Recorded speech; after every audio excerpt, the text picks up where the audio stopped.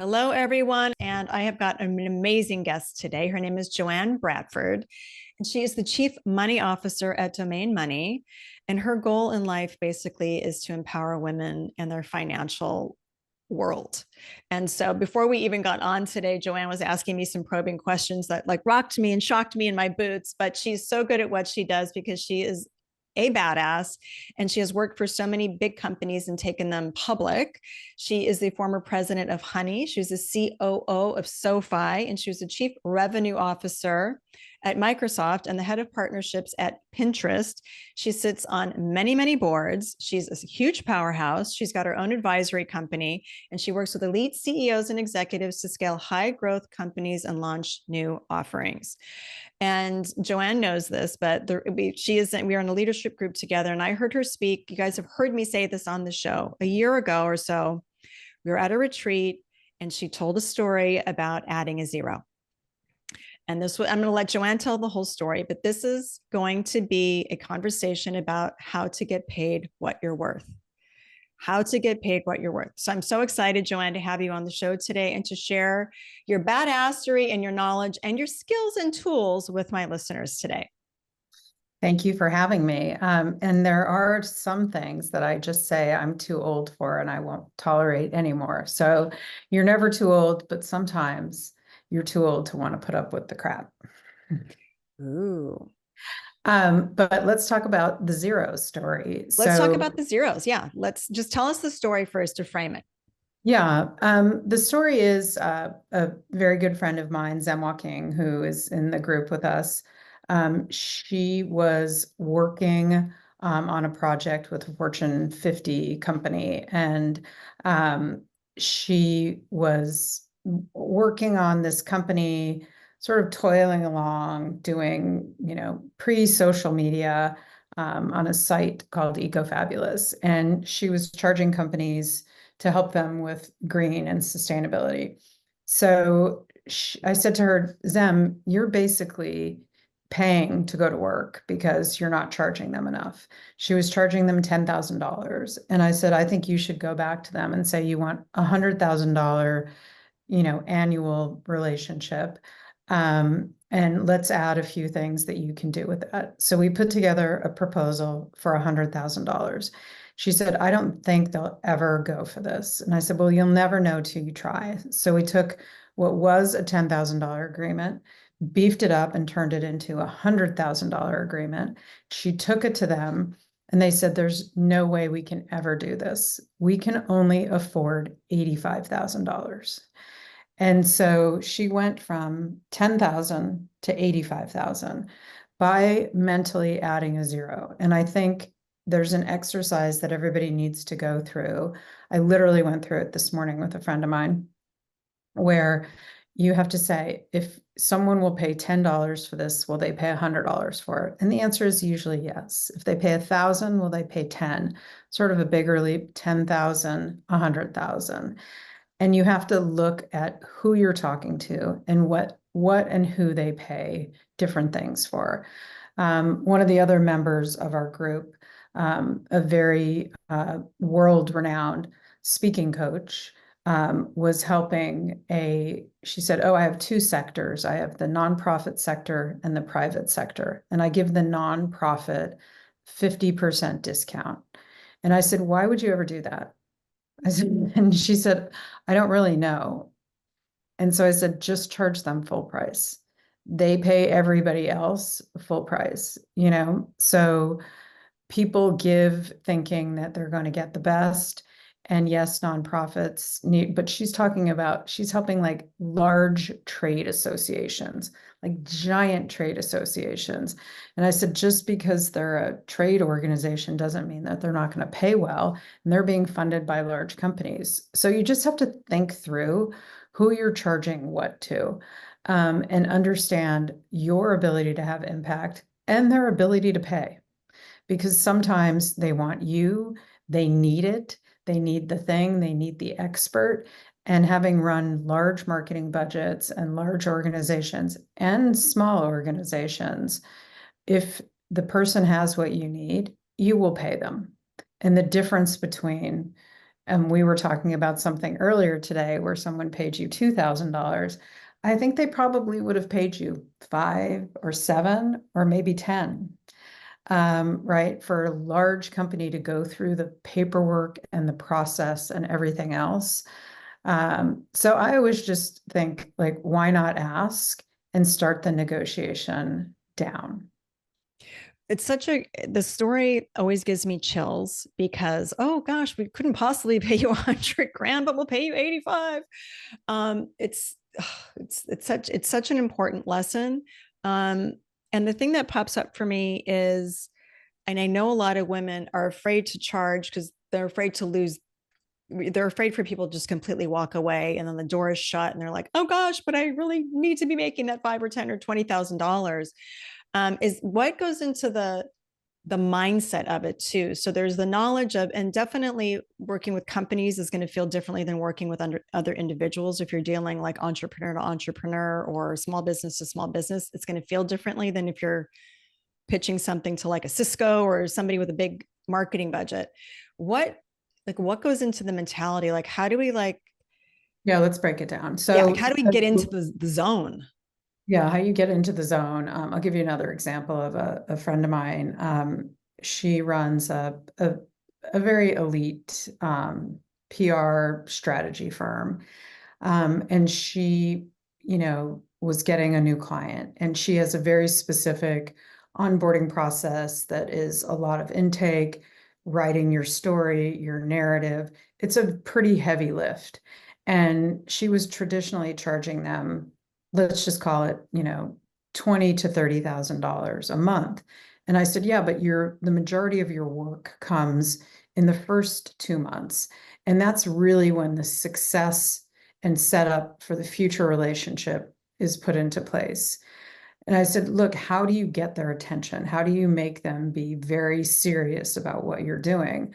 So what we did was we packaged up those assets up front, and we said, let's charge more for that piece. So what she does now is she charges people $100,000 for a sprint and then an ongoing relationship, because she has to put a team and effort and output and deliverables. But her real issue was getting the time commitment and the seriousness of the other party. And so how that was expressed was through pricing. And I can tell you that more people want it, more people are willing to put the work in. And especially if you're in the service business, getting a contract sometimes is not that hard, but keeping your clients engaged and getting them to take it seriously and meet deadlines. Because otherwise time goes by and it becomes your problem that you haven't delivered, but really they haven't delivered. So how do you get that commitment in there? So there's a packaging and a pricing. I literally have seen this. I was helping someone the other day with, uh, they have a high-end luxury clothing company. And I was like, why don't you package this up into like capsule? I mean, that's one of the biggest things that's happening in fashion today, and longevity of items. And they were like, oh, I've never really thought that through. And it's like, look, when you come in here, it's cashmere. You should buy a coat and pants. And if you buy them all together, there's some benefit to them. And then if you're a repeat customer, there's some benefit to it. People don't always think that way. And, I mean, look, some of the greatest packaging things in the world, like the Happy Meal, so you have to make it so people can commit to you on the other side of it. And I just don't think that people think about pricing strategy as like customer loyalty and value driving and exclusivity and all of those other things. And most people don't ever revisit it, especially women in the service business or selling one-off good. And, if you look at the rest of the world, the most sophisticated markets, financial services are loyalty. When you put your money under management, you can't get it out. There's all these things. And I just don't think we apply those practices to ourselves. So we really have to think about it in different ways. I think coming from service-based business, and you're making me think about my first PR firm, I think that whole restructuring just with that one pricing strategy is brilliant because you absolutely do. If you have a new client, you're doing all the heavy lifting, like 90% of that project at the beginning, but you have traditional retainer pricing and they're just paying you monthly. And then anyone listening who's been in service, you're chasing, have you looked at that? We need your input on the edits or blah, blah, blah. And then it goes. And then exactly, then it's on you when things aren't done. And then you get frustrated because you want a completed product and you can't get it done. I think that's brilliant. And then And then you looking give at, them, you give them an out, right? yeah, Like, okay, we're going to do this in 6 weeks. And at the end of the 6 weeks, you can be like in love with us, or we can be done. And I can tell you, my friend that ran this experiment, she has renewed, 90% of the people, and she actually exited the person that didn't live up to their standard, because you want your product to be great, and that's what builds a really enduring business. And so, but it's hard, right? Like, I'm not saying it's an easy thing to do, but I would rather, when I do some consulting for people because they ask me to, and what I do is I do some work for free up front. Why? Because I want to see how they react to it. I want to see, are they interested? Do they want more? Are they coming back to it? I don't want to go sign them on, do a bunch of work. I'm not even in that business, but I just help some people. But I really, really want to see, are they committed?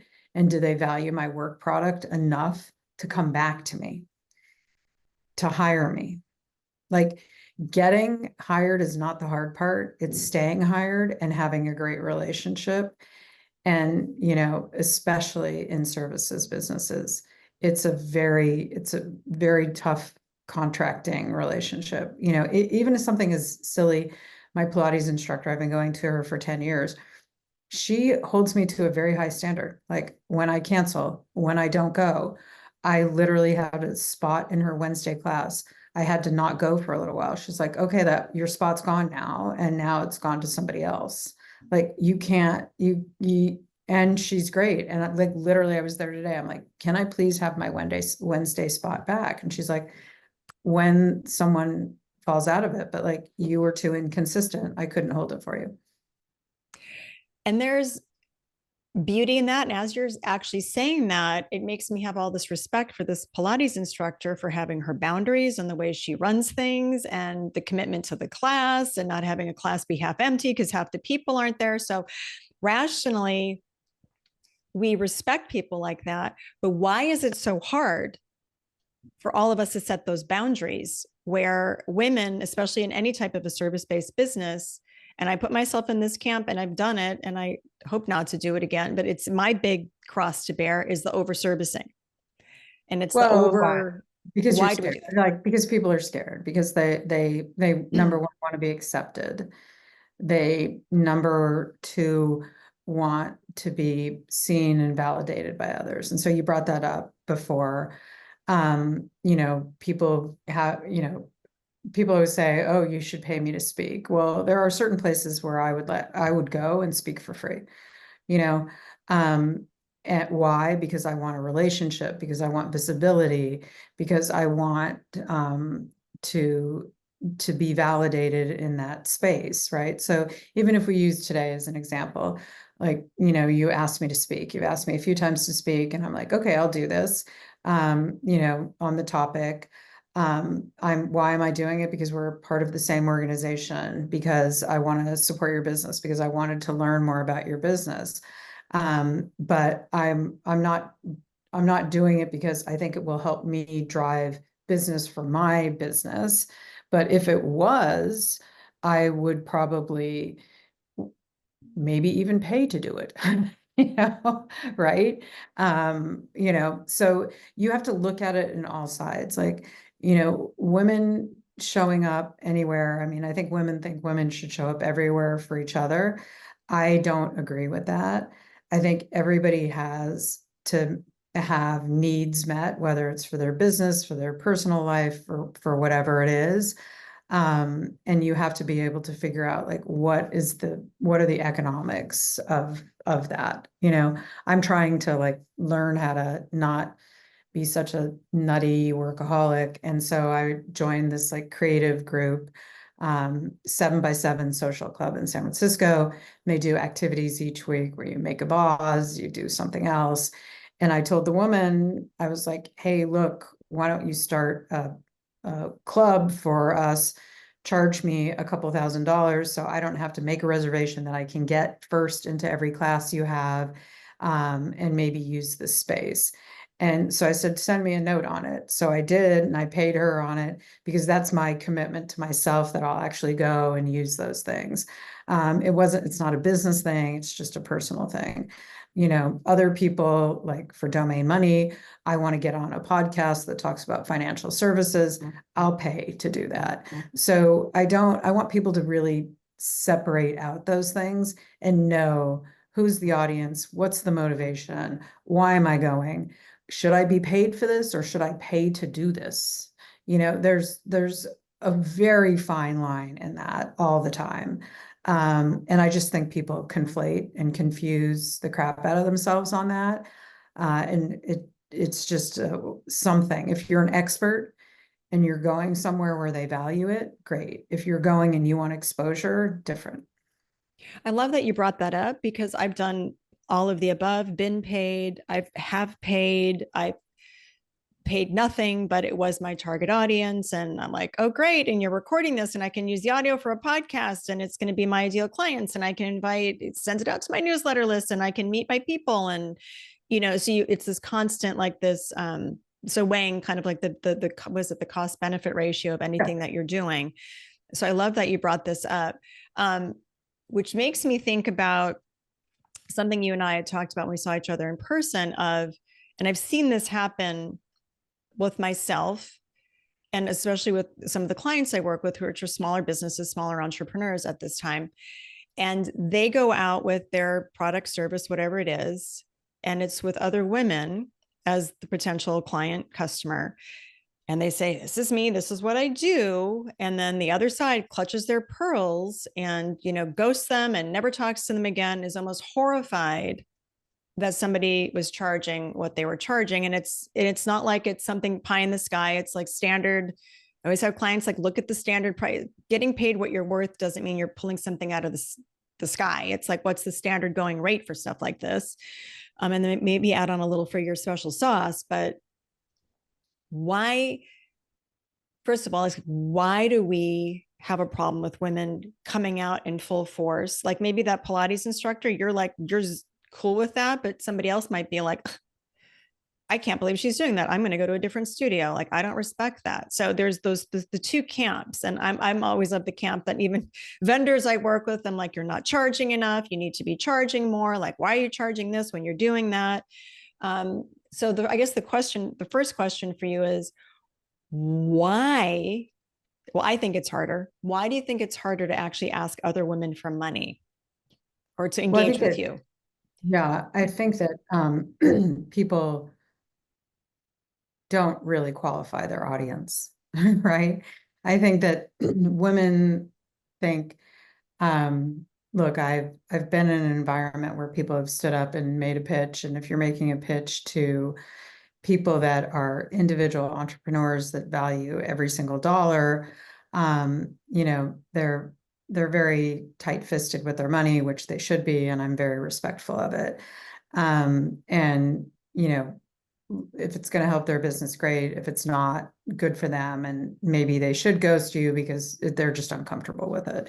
The other thing is that, look, if you're pitching someone, you should know that they would pay for something like this, right? That they are interested and qualified. And so, inappropriate pitching is just, bad marketing, bad insight, and you sort of get what you give in that circumstance. And so it's a very important read or tell that people have to give, right? So when I asked you earlier, I was like, okay, how much do you charge? Who pays you for that? And you could tell me, and I know people that would never pay for that, and I know people that would pay twice as much for that. And too, when you people, you can tell by the velocity of their business, the seriousness of their approach, what they're willing to pay for and do. And I think that people don't really want to ask how much things cost, right? Um, but you really have to. Like most things in life, you know how much they cost. You can Google it, you can find out. We're not very transparent in how much we make or how much it costs to do things. We have a general idea, but 90% of the world's prices are transparent. Hotels, airlines have a little bit of elasticity in there, which you can build in. But like, why are we so secret about what our value is? And that's why people ghost you, is because they're just like, I'm uncomfortable with it. I've never done that before. I always ask people, have you ever worked with a consultant before? Have you ever hired an agency before? I think nobody ever asked that question, right? Like, have you ever been on a podcast before? I have, but I think people just may have giant assumptions about what people spend their money on, and you'd be shocked. I will tell you that one of the things that we do, so Domain Money, it's a flat fee financial advisor plan. We analyze all your bills, your personal bills, your business bills. And then we tell you if you're like, hey, I want to pay for my kids to go to college, I want to retire. We tell you how far you are on or off of it. We charge $2,500 for it. A lot of people would never pay for that. A lot of people, it will change their lives. And people that argue with me that are like, oh, I can just do that on myself in a spreadsheet. I'm like, yeah, but you're not going to. And you're always going to have the same problem. And I'm never going to convince you to pay for it. And then when you go through their spending habits, you and I probably spend our money on completely different things, right? Like some people will buy a handbag. I went out to dinner last night with a friend of mine. She had a giant drippy Cartier Van Cleef. I don't even know I came home and Googled it because I was like, that's outrageous. I would never buy that. But she's like, it was my birthday present to myself. I freaking love it. So you never know what people spend their money on. Like never. It could be all in the Sephora store. It could all be in Amazon. It could be all be in real estate. It could all be on, DraftKings betting. Like who knows? So when you ask someone for money and they ghost you, it means they don't need it, they don't value it, or they're not your right customer. That is gold. And you made me think of something like one of my very first bosses ever said to me. It was my first PR internship. And she was basically saying, don't assume anything. It makes an ass out of you and me. And so it just kind of made me think about that. And because people will look at people and go, well, they've got all that money or blah, blah, blah, blah, blah. Like she's starting that business. Why wouldn't they? Or, whatever, just fill in the blanks. But you're absolutely right. It's about the value. And so there's some type of a disconnect. So I think this is a big learning takeaway from everybody listening is really evaluating. And I had to do this on this own type of an evaluation last summer of like who you are speaking to and who that target market is. And then you have to be clear on your message to them and know that you got what they need and you're going to help them advance in whatever way with your product or service. I just think, and I work with clients a lot on this too, if also they widen the net of like who they think they're going to serve. They're going to serve everybody. I just had a session with somebody recently. I said, your niche is right here. It's so targeted. They're lining up to you right now to do this. Do this so you can't do this no more. And there's thousands of these people. And then you can expand. But I think I'm just making a generalization about women of just kind of wanting to serve everybody. And then I think then we run into this problem that we're talking about. Well, look, I've built multi-billion-dollar companies, and one of them, I learn a lesson from every single one of them. So, Honey, uh, coupon code company, we launched that and we were like, who is looking for coupons on their desktop and going to download a Chrome extension? And it turned out that it was gamer dudes. And so we partnered with Mr. Beast and launched that and had the most successful launch ever. It was before anybody knew who Mr. Beast was. And we had a very low customer acquisition cost and really got our messaging right there. We then wanted young women that bought makeup. And we went to Call Her Daddy, which was that podcast, very targeted. At SoFi, we wanted people with student loan debt that went to good schools. We didn't try to target everybody, because when you try to convince everybody that they need your service, they will never get through your funnel conversion. So if you go too wide, you suck. And if you focus on the narrow piece of it, a friend of mine is a decorative artist. She paints walls. She painted the wall behind here in my office. Like it's like hand plastered. She's done a couple other walls in my house. She's like, I just do walls. And she does wild, crazy things. And she has like a 2-year backlog, right? And she's like, look, it's my niche, it's my specialty. I'm like one of a few people in the country that does it. She's been featured in Architectural Digest and tons of other places. And she's just very focused on that. She doesn't want the whole world to know about her. She wants the best interior designers to know about her.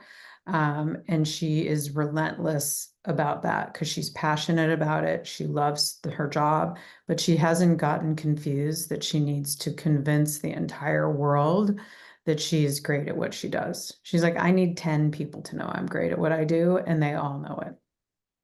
Oh, that is such a great story and such a great illustration, to use that play on words. So were you showing me, is it the painting I'm looking at behind you right No, now? no, it's the finishes on the wall, Oh, I right? can see those. So all Yeah. of you, just make sure you watch this on YouTube so you can see so you can see this. Yeah, her That's name's beautiful. Carolyn Lazarga. She's on Instagram, Lizzarga, and it's her work is spectacular. This is very mild, but she's been featured, and she does really great work. But she's like, I'm very focused. The other thing is that there's no technology in what she does. She's like the art of, high end goods will always be in demand, and so I think some of us get lost in the middle too. We're Mhm. not expert enough at what we do. And so being very good at your niche and really becoming best in class in it will also drive a better result. Gosh, I'm so glad you mentioned this story, because I can just think of a few people I'm working with right now, and it's just that struggle to keep them focused on, I don't, the term the riches are on the niches, but it's just, you don't need, most of us with businesses don't need thousands of people unless you're selling tubes of toothpaste. It's really dialing in and focusing on that exact person, and you don't need a million people. And I think just people these days are getting everything conflated and confused because of social media and metrics and vanity metrics, and you need hundreds of thousands of followers. When I have somebody I talk to do work with who, on paper, if you just looked at her externally, you're thinking, oh, she's killing it, not making any money, producing content out the ass, beautiful, helpful, wonderful, not making any money. And so I think it's mixed messaging from everyone. It's like, the old way we did things was so great. You were just so good. And now we are going so broad and we're going to help everybody. You need this platform. And then you realize all these people that are in your world, who are you serving, who you're speaking to? So it's doing less better and being really focused in on your person. I mean, at the end of the day, it's like being very clear on who that person is, right? And speaking to that Yeah. person. I'm working with a company that wants to launch a newsletter. And we're working with the founder of Morning Brew, who is world class at newsletters. And he's like, what is the one of one? Who are you writing this for, doing this for? Tell me who that person is. Don't tell me you're solving the problem for all women. And so, where we started on this was like, you're never too fucking old, which I agree, but you're never too old to learn something new. Okay, what do you know and what are you going to learn? What are you good at? What do you want to do? And I don't think people have enough of that discussion. I'm 60. I wouldn't put myself with all 60-year-olds. I would put myself in a very different bucket. And the people I want to go be around are women that are executives that have done a lot of work, that want to keep doing interesting work. And that is an interesting subset for me. Every 60-year-old woman, no, I don't want to be around them. Sorry, no offense to the rest of you out there in the world, but it's not of interest to me. I'm very focused on, I want to be around people that have ambition, are, learning new things, taking new challenges, experts in their field, like the people I just described to you. So that's what I go after. And my mother and I always have an argument about it, because she's like, you really don't like people. I'm like, I don't like people in general. I like people specifically. And, and I'm very clear that that's where I get my energy and my time. And she's like, well, you're very good at talking to people. Why don't you want to talk to this person and that person? I'm like, because I don't, it's an interesting distinction and discussion. But I think we have got to put filters on things that we do, especially as women, because, while we all are created equally, we all have different opportunity and different focus areas. And so that's one of the things that I think is very important. Like, find your niche, find your people, find who you can help and who can help you, but don't try to solve the problem for humanity at large. Oh, that's a big one, because there's so many women right now want to save the world and have these big goals. And I'll put myself into that camp of like, I want to change the world. So many of us, and God bless us all for having that. But you realize most of us will burn ourselves out trying to do that. And you're not going to make the money you want to make. And then therefore you're not making the impact. And then everybody's suffering, because then no one's even hearing the message. You brought up another really good point. And that's the boundaries and picking the people that you want to be with, that lift you up, and that simply are just the people you want to be with, that are going to make you better, be better, do better, all those types of things. And we talk about this a lot on the show too, of just when you're doing things, you got to say no to other stuff. Somebody asked me the other day, God bless her, nothing wrong with her, but she's like, do you play pickleball? I'm like, no, and I never will. And she just said, oh, I know you're too busy. I said, I'm not a lady who lunches. I'm not a pickleball person. I like to work. I like to do all this stuff. So that's like, to your point of, I don't want to be around all 6-year-olds. I'm 55 in a few months. Like, I got big goals and dreams. I have things I want to do. So I'm not going to be playing pickleball, and it's all good. Go play pickleball. Everyone does you. But you brought up, I just want to underscore that it's being clear on many things and being clear with your time, because time is our greatest asset. And, and we typically as women get sucked into saying yes to things and doing things we don't want to do. And so you're not too fucking old to say no and to move Yeah, on, right, you're Joanne? not told to say yes. I mean, I specifically this year was like, hey, I want to make new friends, and I've done a pretty good job of it this year, in finding new communities. I didn't necessarily want to just be all tech focused or financial services focused, because that's where I come from. And so I've found some great friends in like creative and different areas but I do enjoy a working woman. And we enjoy who we get to enjoy. I could talk to you for hours, just have like a few final wrap up questions for you. If there was one final sort of piece of advice you would give to any women right now to kind of start planning for a more secure financial future, because I know you've got domain money and we kind of talked about that a little bit, and I think that financial planning piece is really important. But if someone's kind of like hasn't really attacked it or looked at it, what would be your big piece of advice for them? I mean, the number one thing you have to do is really sit down and look at the numbers and what is coming in and out of your house, and your accounts on a monthly basis. like log in. If you're married, make sure you're looking at the passwords. I log into my Amex account probably every other day and see who's charging what and what we're spending on, what subscriptions I have on there. I look at our investment account every day. I know what's up or down. I know when I can afford something, when I can't afford something.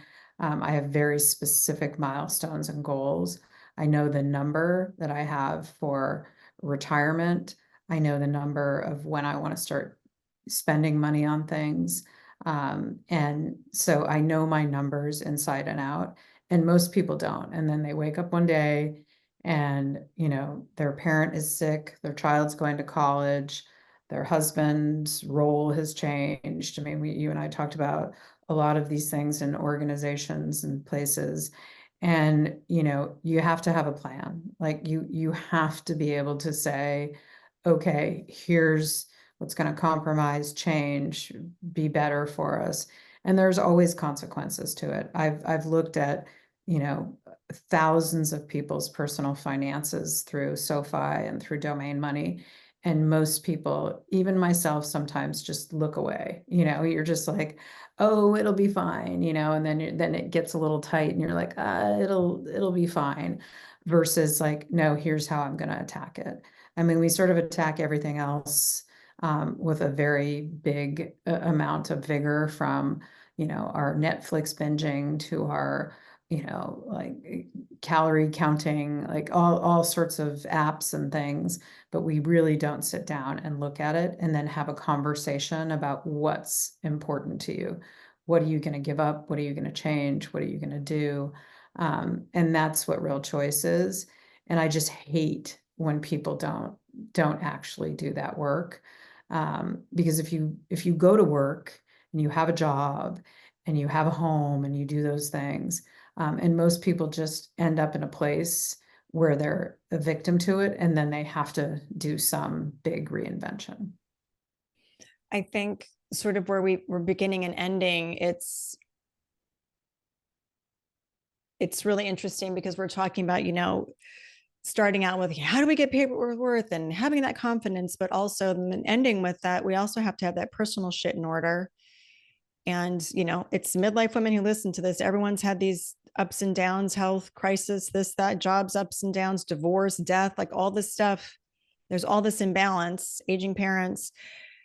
So it doesn't matter how much money you make if you don't have your shit together. It reminds me of what my dad used to always say, is like, it's not what you make, it's what you spend, so it's kind of like back to that kind of basic advice and being, and I know we need to do a lot. I know probably most of us need to do a lot better job of it. Because things, especially with kids, comes your way. And Joanne, I just got the first bill for college, and in theory, you're like, well, great, but it's another thing to get the invoice and like it's due, and you're like, oh God, Jesus Christ. But all No, the praying in the world isn't, we need to be on top of things. So I know, like, for us, very painful. It's very sobering. And so it's better to be ahead of it. But the other thing is, when you have it in control and you've done something about it, you have options. And so, when I worked at SoFi, we did personal loans, and personal loans were sort of for a few reasons why people ran up their credit cards and needed a personal loan, was because usually there was an illness in their family and they wanted to support someone, because no matter what great medical coverage you have, there's other things that are impacted by it. And then the other thing was divorce. So sort of illness, divorce, and then lack of transparency in a relationship or not being able to manage it. And so I have talked to thousands of people, and they end up in that place because they were like, crap. And then it snowballs, and then you can't get out of it. So try to get out of the first ditch you get into, so it doesn't become a canyon. that's really great advice. So it's fabulous advice. Woo, big There's heavy lots of conversation places, for us. there's lots of places to get help. There's lots of people. Most people have every kind of, you have a trainer, you have an esthetician, you get a facial, you get a massage, you get all these other things. Most people do not get a financial plan or have one, which is so crazy. So crazy. I Like I have actually, a financial plan, but my Pilates instructor costs more than my financial plan, which is so crazy, right? well, that's the truth. If you add it up, everyone, right now, what you're spending on your yoga studio or your Your Pilates hair. class, your hair, and you added all that up, you're like, you just said $2,500 for a financial plan. That's like a bargain. It's like the biggest Yeah. bargain. No, Just it's just like, it just drives me crazy because I don't care if you get it from domain money. It doesn't like, I just care that you have one. I care and that you're not doing it with Northwestern Mutual that is charging you AUM and selling you shitty products. Like that's the other thing is just the conflict of the financial services industry.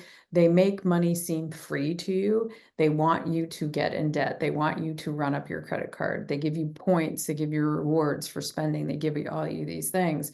And so, like, if I could do one thing in my life, it would be to change the incentives, the financial services industry, because I think it's just very perverse against the consumer in favor of them. And I think that people really don't see that. And you really need to have a plan, and your kids need to have a plan. Like, absolutely 100%. Because your parents are going to die rich or poor, and you need to know and you need to have a plan for it. okay. Okay. We're going off and getting our plans. We're all going to reassess what we're And spending. then also make sure you all have a trust set up or a will set up, because that is also outrageous. That could be a whole nother discussion another day. It is. I've heard the trauma and drama. And thankfully, as a little aside, I don't know if I've shared this on the podcast, but my parents, I don't know, it was about 10 or 11 years ago, were in a horrible accident, almost died. They got T-boned. And just if the truck, it was actually a big truck, if it had just been a 1 inch, my mom would have been dead. My dad probably would have been close to death. So we had this big dust up in the family. And I said, well, where's the will? Like the truck, this, that, and the other. And they told me that there was nothing. And then they wanted me, the oldest of four, to take care of it. And I said, and then my grandma happened to die like a month later. And so I was pretty crass with them because we're shaken up. I said, as my grandmother's being laid to rest, I said, if you want me to take care of any of this, you need to get a trust. Because I've seen it with friends, like things going into probate, like families busting up because of like an engagement ring, like all this crazy shit. And so they did. So I found them. They're in Hawaii. I found them like through my network, a good estate planning attorney. I said, do you want this family to blow up because you guys didn't make a plan? Because that's what I see happening. And so, No, and there's a million stories like no, that. So it's crazy. And like that people won't spend money to like ensure that their kids don't go through trauma, that you don't have to have those things, and that you haven't. I've sat down with people and, I'm like, okay, do you know how much money your parents have?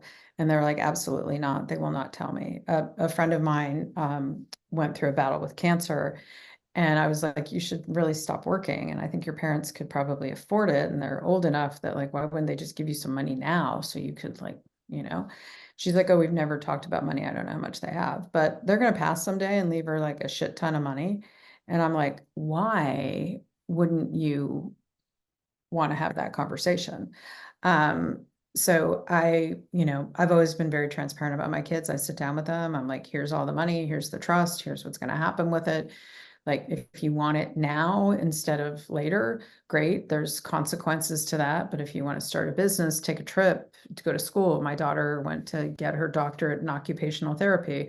I'm like, great. I'm happy to have the discussion about those things. But I want them to be prepared to have those discussions, because people that aren't end up really screwed. you bring up a really good point, and this is a great takeaway for everyone to have those conversations, because I know generationally, I know my parents set something up, but I don't know. I have no idea. I don't. I have It's paperwork, like, surprise.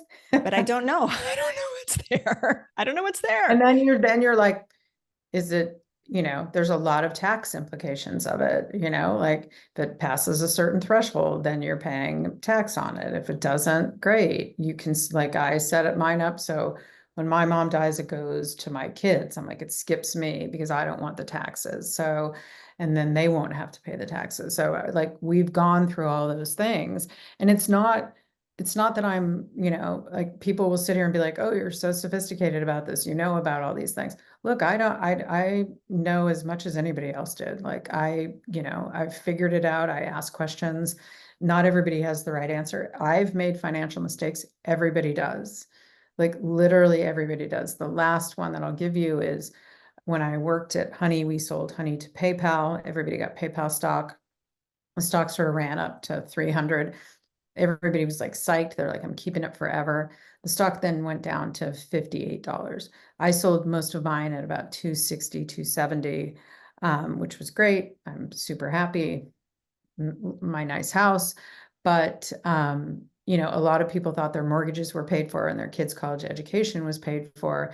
And now they're just wiped out. And they didn't diversify as a percentage of their portfolio. And they held on. And I can, because we're in the Bay Area, we can go around. I can literally go neighbor by neighbor. I'm working with a contractor on a remodel, and he's like, yeah, I've got room.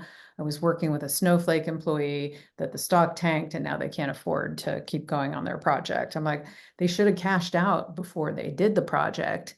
So, I just think people think that, being invested in one stock is smart. It's actually really dumb, and you've got to really diversify yourself. You can hold on as a small percentage to one thing, but it should not be the majority of your portfolio on anything.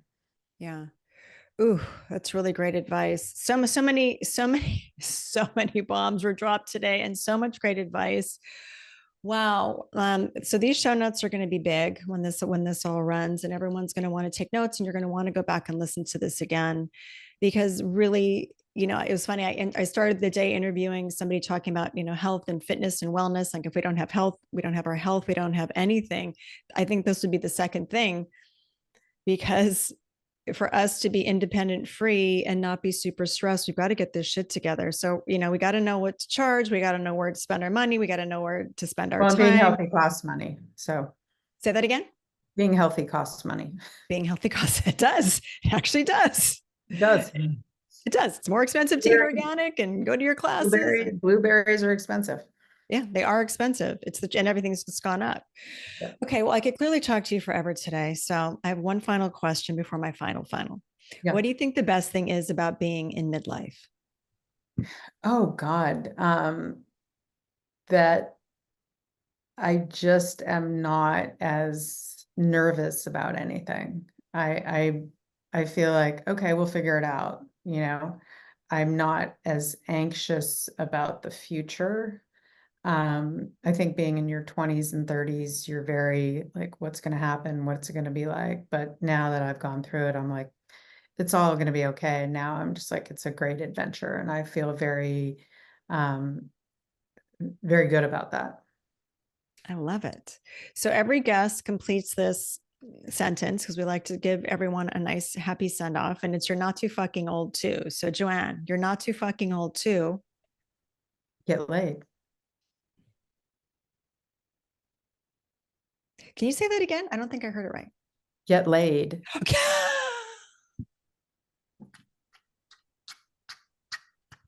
I thought that's what you said. It's a theme today. No. That's a theme. And I think, well, I mean, maybe we need more of that, and that's going to make everything else better too. That was the only thing that came to my head. So I was like, okay, I'm going to say Something's brewing today. Something's brewing today, because you're not the first or last person that has said that today. As I long weekend. So fun. It has been such a joy having you here. So where can we find you, follow you, support you, get more information on you? Just on LinkedIn. I do a bunch of funny things on LinkedIn. I do a show on money with the female quotient. Yeah, wherever. We're going to link LinkedIn. all that in the show notes for you all, so you don't have to remember any of it. But yeah, Joanne does show up pretty big. And I forgot to mention female quotient. I'm a huge fan of female quotient. And so if you're not following them and Shelly Zalis and what they're doing, you need to tap in right now. Find them on LinkedIn, on Instagram, because they are a resource, and they're all about, narrowing of the wage gap and is supporting and empowering women. So it's an incredible organization, and Joanne's working with them on the money thing, of course, because that's a no-brainer. But thanks for being here with me today, Sure, Joanne. sure. It's been an absolute joy. All right. Have a great weekend. Thanks, Jen.